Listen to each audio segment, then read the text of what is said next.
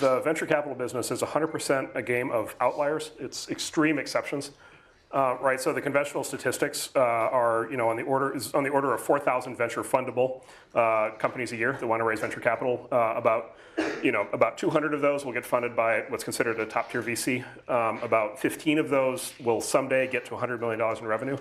And those 15 from that year will generate something on the order of 97% of all the returns for the entire category of venture capital in that year. And so venture capital is such an extreme feast or famine business. You're either in one of the 15 or you're not, or you're in one of the 200 or you're not. And so the big thing that you're just looking for, no matter which sort of particular kind of criteria we talk about, they all have the characteristic of you're looking for the extreme outlier. The other thing I'd highlight that we think about a lot internally is we have this concept, invest in strength versus lack of weakness.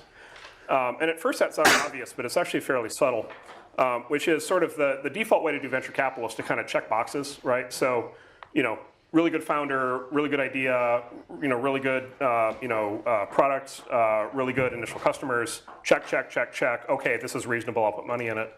But what you find with those sort of checkbox deals, and they get done all the time, but what you find is they often don't have something that really makes them really remarkable and special, right? They don't have an extreme strength that makes them an outlier.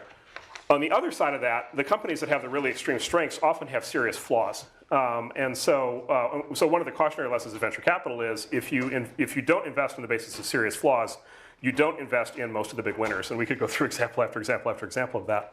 But that would have ruled out almost all the big winners over time. And so at least what we aspire to do is to invest in the startups that have a really, really extreme strength along an important dimension, and then be willing to tolerate some other set of weaknesses.